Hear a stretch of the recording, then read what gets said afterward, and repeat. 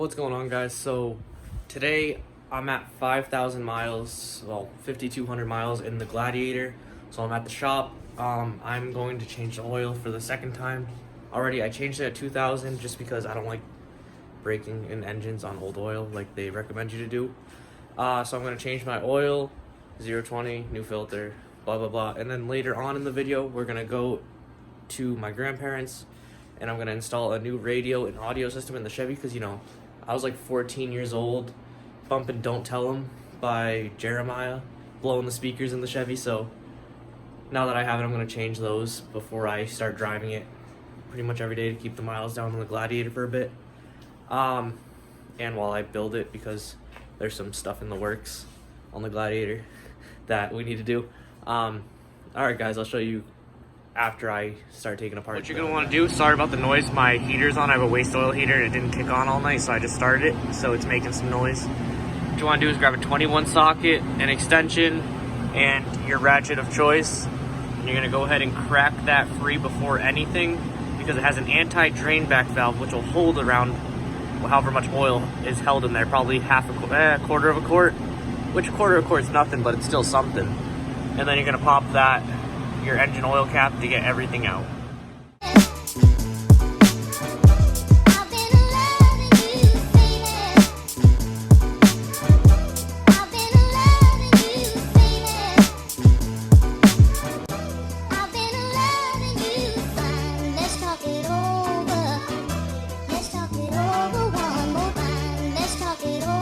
And if you could see that, a bunch of oil just went down the hole. And let's see, here's 3,000 miles on a synthetic oil change. I'll bring you out to the light and show you a little bit better. As you can tell, I don't know if this one has any metal shavings in it. I don't see any. So the first oil change I did at 2,000 miles, the filter was full of metal shavings, which, oh, there's a chunk right there. Metal shaving. Metal in fresh oil, but I'd rather have as little as possible, so I'm gonna do this oil change. This is gonna be, so 2,000, 3,000. My next oil change I'll do at 5,000 miles. What I've done on all my vehicles using synthetic is 5,000. Oil still comes out clear. I never do that 10,000 mile interval. I've taken a bunch of oil training classes, and you don't want to do 10,000 mile oil changes, especially on turbo vehicles. I don't know how this one will react. The earlier oil change isn't gonna hurt it. Fresh oil, that's what vehicles like. Wondering, the reason why I'm doing this on the ground instead of putting it up on the lift that I'm parked in is the axle drops down so far that I can't get my oil change bucket under it, and also this lift is meant for cars. It's not really wide enough to put a truck up or tall enough to put a truck up. My lift in the back for a truck currently has an S10 Sonoma that has a blown rear end that blew it going 70 miles an hour. The old process is pop the drain plug out right there. Have your bucket ready if you're doing it on the ground, which, I mean, if you've lifted your Gladiator, it's high enough to do it on the ground, even stock high enough to do it on the ground. So we're gonna go ahead and let that drain for a bit. I might have missed the bucket a little bit, yeah, but let it drain. The reason why it's so dark is I was in a pinch and had to use royal purple, so it's not actually dark, it's coming out purple. And we're just gonna let that drain all the way. The vehicle's nice and hot. I just drove it 30 minutes here. So we're gonna go and clean up our mess that we made. Step of the old process is we're gonna change the gasket right there. And yes, that's a boat. I towed it with this. It did good. It's a big boat. It's a 20-foot glass trunk. So take your pick, slowly reach under here, and just sort of yank it up. Almost there. Almost there. Now that it's off, oh, I just flicked oil everywhere. Damn it. We're gonna grab our new gasket that comes with every oil filter. If you don't get a gasket with your oil filter, it means it's been opened before and someone took this. We're gonna take it, slowly work it on there. You're gonna want to put it down on the furthest down groove. Sorry it's so blurry, I have some oil in front of my camera. It's messing it up. So we're gonna put it right down into that lowest groove. It's gonna wanna go into that second groove right there. Well, the second one up. but you need to get it all the way down or else you're not going to get a proper seal. So work it down and see, now we are in the lowest groove. New gasket, bang. Oh fuck, drained oil. Alright, so we got just a slight drippity drip coming out.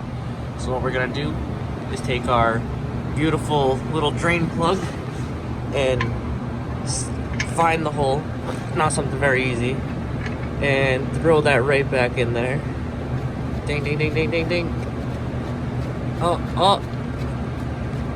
And now you're gonna wanna do what I call torque the spec. So you're gonna take your good old torque wrench, find the hole again. I'm telling you, I'm not very good at this. And we're just gonna go tighten it up a little bit, get it on there, and just to do a nice little, nice and torqued. And I'm gonna do this off the camera, but I'm gonna grab a rag and just wipe that little bit of oil down, and grab this bucket, go dump the bucket, and meet you guys back up top. Now it's time to slap chop this oil filter back in there. I always place it in the cartridge first. I don't like putting it in the hole first. And we're gonna insert it nice and gently. Push down a little bit while you screw. Screw that on down there. There's too much lube on it. Now we're gonna take our ratchet, switch it to the handy on position. Crank her down. Again, this is very important that you torque your spec. You gotta grab a torque wrench, torque it to 18 foot-pounds. In other words, a nice little you'll hear a little click when you know it's in. Now I'm gonna go ahead and add 5.5 quarts of oil. They say it takes 5. The second you start it, it takes another half. Learned this last time, so I'll put 5.5 in here and be right back.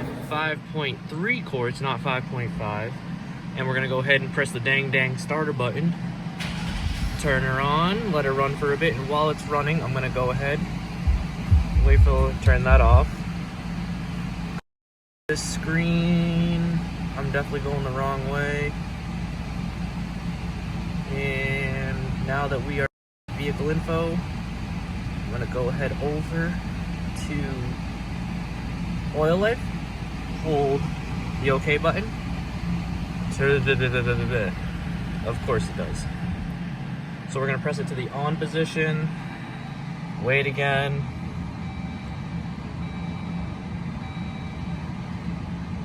Hold OK. And 100% oil life left. Done. Now that we've started, we're gonna pull out the ding dang dipstick. You know, think with your dipstick, Jimmy. Check the oil, give her a good wipe down, stick it back in the hole. Ram it right on in there. Pull it out, and we are due for another half quart after I put 5.3 in. That's what I said. So we're gonna go ahead and shove that Johnny back in there. It might not actually be, so I don't know how much oil came out of the bottles as I was pouring it in. It might be a little bit low. So there's probably some oil still left in the bottles I put in. So it probably takes 5.5 because that's what it took last time, but this time I used the 1 quart instead of 5 quarts. Blah, blah, blah, blah, blah. I gotta add another half quart. Alright guys, so at my grandparents' house working on the good old Chevy, I just popped the radio out because the volume button wouldn't work, it wouldn't turn down, plus I wanted to take it out before I even started filming. So now I'm going to throw the new $88 Walmart radio in it. So I got one of those adapter harnesses, so I just gotta see if it works, but it doesn't look like it's gonna work. We'll find out in a second. Put in this abomination of wires. Now I'm gonna plug in the radio and see if it works, but I'm gonna hand over my phone to Alexi so she can record. Oh, there you go, babe. Turn the heat up a little bit, it's fucking freezing here. Oh, it went to AC. This lighting sucks. Oh, I accidentally swore, sorry. Alright, so we're gonna plug this thing in. Let's see if my soldering did a good job. Jesus Christ, why doesn't this thing go in? There we go.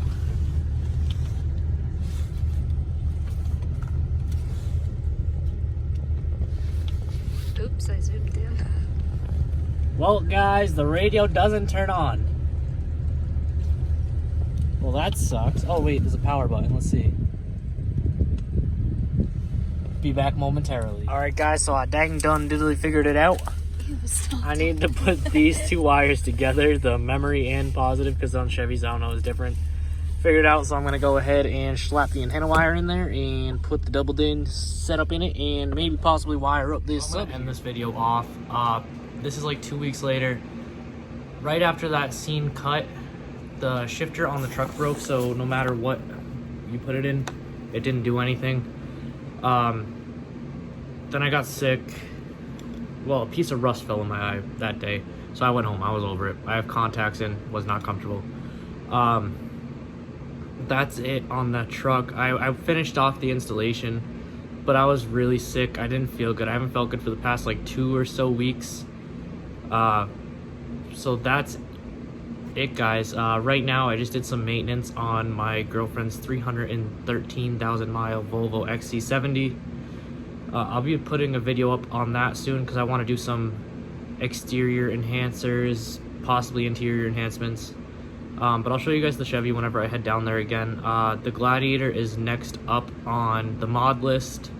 I'm going to be changing out the sway bars that came with the Skyjacker kit. Audi A6 2.7T. Not bad. Changing out the sway bars for JKS quick disconnects. They just need to come in.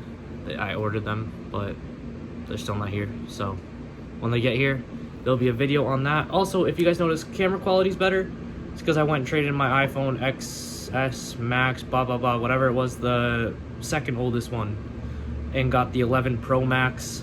I was due for an upgrade and my phone like bricked. So, improved camera quality now. Alright guys, catch you in the next video.